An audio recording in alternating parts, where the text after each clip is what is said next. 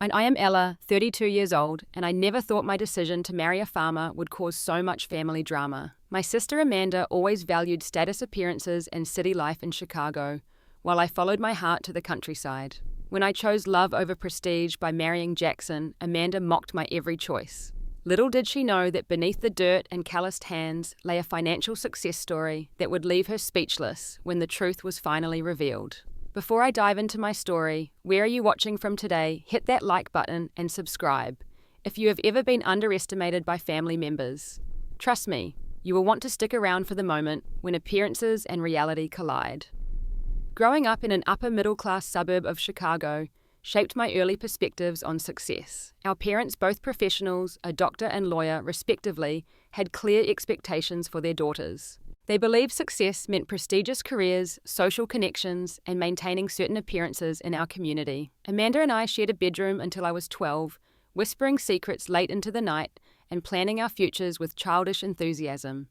Despite having only 2 years between us, Amanda and I developed distinctly different personalities. While she gravitated toward fashion magazines, social gatherings, and popularity contests, I preferred wandering through nearby parks, sketching landscapes, and reading books about far-off places. My parents viewed my artistic inclinations with gentle concern, constantly nudging me toward more practical pursuits. Our childhood home was filled with dinner parties where success was measured by job titles and addresses. My father would proudly introduce guests to Amanda, noting her straight A grades and ambitious goals, while I was the daughter with potential that needed direction. It was never stated explicitly, but the subtle messaging was clear. Amanda was following the correct path. I was not. When high school arrived, our differences became more pronounced. Amanda joined debate team student council and focused on activities that would bolster her college applications. I found solace in environmental club and art classes, much to my parents' quiet disappointment. While they never discouraged my interests outright, questions like, "But how will that translate to a career, Ella?" became commonplace at our dinner table. My decision to study environmental science at Northwestern University was a compromise. The prestigious university pleased my parents, while the field of study satisfied my passion for nature and sustainability. Amanda predictably earned a scholarship to Cornell, where she pursued business with single-minded determination. Our paths were diverging, but I still believed our sisterly bond would withstand our differences. College years widened the gap between us. Amanda thrived in the competitive Ivy League environment, joining business clubs, securing impressive internships, and building a network of connections.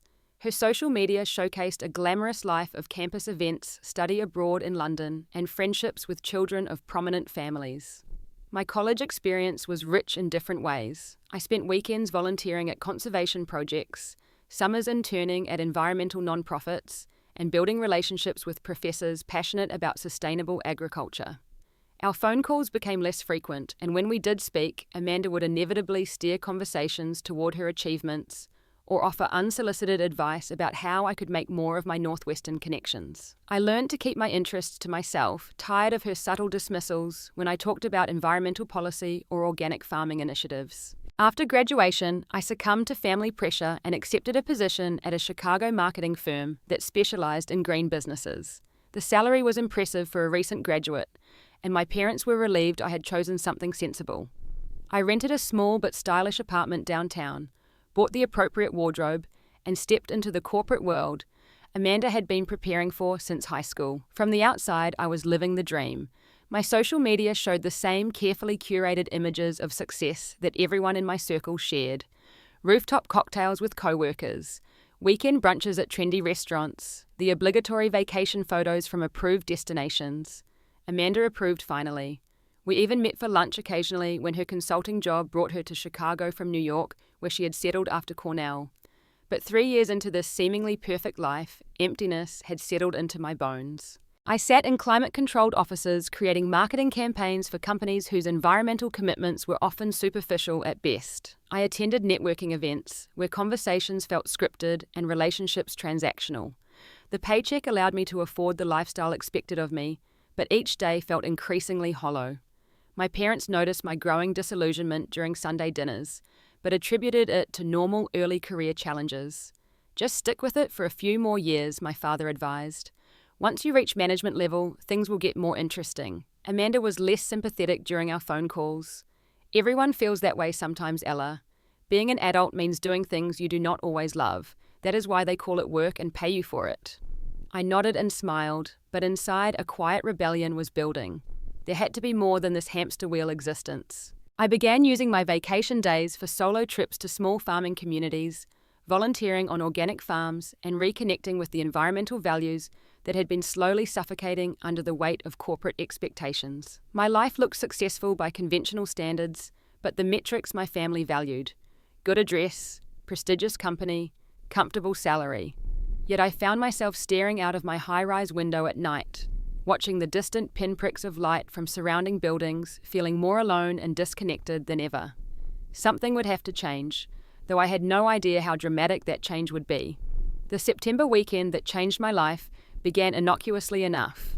My college friend Sophia suggested a getaway to her uncle's cabin near a small farming community in central Illinois. After weeks of pitch meetings and client presentations, I eagerly accepted. 3 days away from the city sounded like the perfect reset. The farmers' market on Saturday morning was bustling with activity despite the small town setting.